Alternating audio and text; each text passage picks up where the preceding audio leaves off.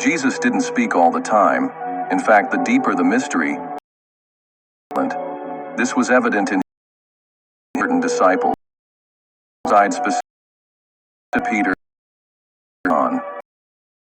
Core group privilege will require they were more the understanding truths. In events such as the Transfiguration, Gethsemane, and the resurrection of Jairus' daughter, only these three were present. This reveals that there were layers in the transmission of wisdom, and that the audience was not always ready for the whole truth. When Jesus remains silent before Pilate, or when he does not answer the Pharisees, he is not running away. He is teaching through the unspoken. He is revealing that certain questions do not deserve answers, because they stem from a closed heart. The absence of an answer is, in itself, an answer, an invitation to introspection, a mirror that reflects back to the other their own ignorance.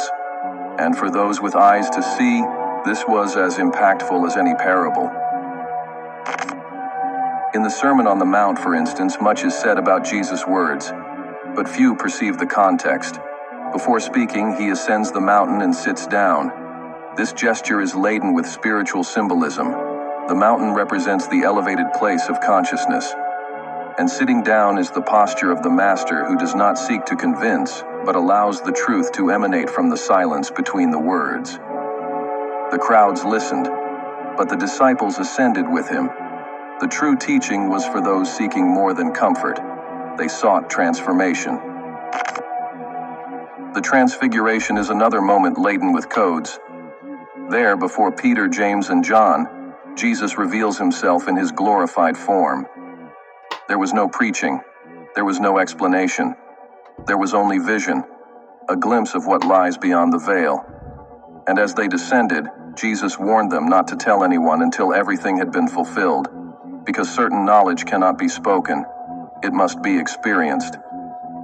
The initiate is not the one who listens, but the one who perceives. This selective wisdom is not exclusionary. It is compassionate. Jesus did not hide out of selfishness, but out of respect for each one's spiritual timing.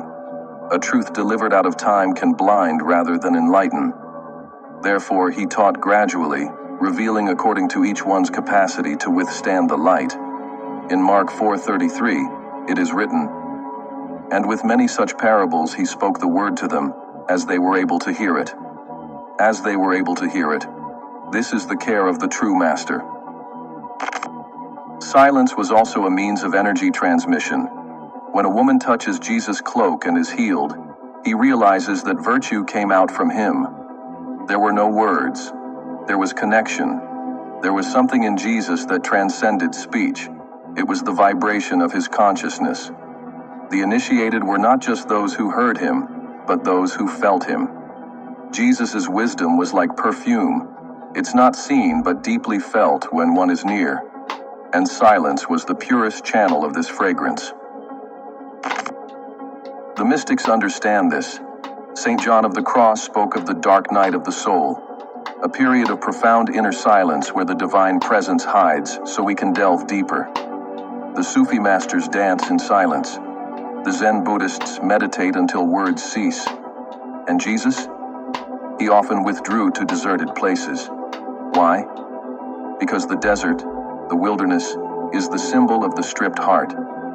There, far from the noise of the world, the temple without stones reveals itself.